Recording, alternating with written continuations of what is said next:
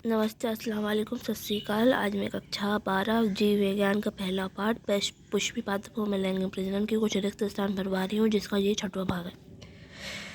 तो बीजांड के 5 भाग होते हैं: भ्रूणकोश या गुरु बीजाणु मात्र कोशिका, बीजांडकाय, बीजांडद्वार, निभाग और अध्यावरण। बीजांड की पहली आंतरिक परत, सबसे आंतरिक परत जो होती है वो बीजांडकाय, बीजांड की दूसरी आंतरिक परत बीजांडद्वार और निभाग है। तीसरी आंतरिक परत अध्यावरण, अंतःआवरण, बाह्यावरण। पहली बाहरी परत नाभिका, दूसरी बाहरी परत बीजांडवंत और तीसरी बाहरी परत अपरा। और बीजांड की भित्ति परतें जो होती हैं दीवार की तरह, जो चारों तरफ से ज़्यादातर घिरी रहती हैं, कुछ स्थान छोड़कर, मतलब चारों 3 तरफ तो हो, तो वो है बीजांडकाय, अध्यावरण, हाँ, और नाभिका।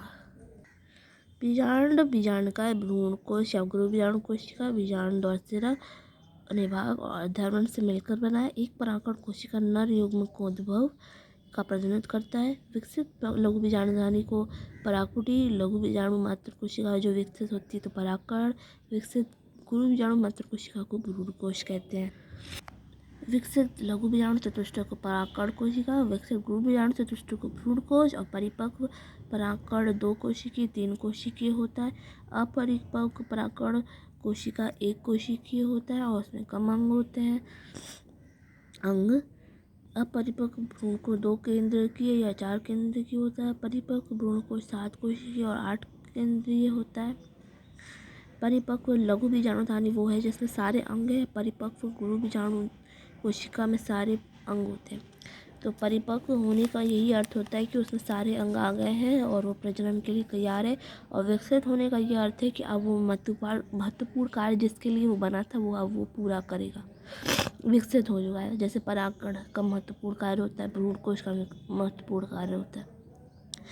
जब गुरु बीजाणु कोशिका परिपक्व होती है तब वह विभाजन करती है। जब लघु बीजाणु कोशिका परिपक्व होती है तब वे विभाजन करती है। फिर भंडारित पराग का पराग बैंक की तरह प्रयोग किया जा सकता है।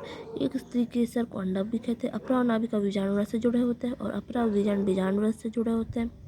बीजाणु को गुरु बीजाणुधानी और उसके अंदर के भ्रूणकोश को स्त्री युग्मकोद्भव कहते हैं।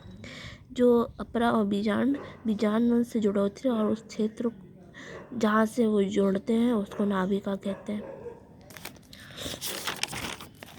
जैसे ये अपरा है, ये बीजांड, ये इससे जोड़ रहे हैं और ये क्षेत्र जो है नाभिका, और इसलिए बीजांडव्रत और बीजांड नाभिका वाले क्षेत्र में जोड़ते हैं।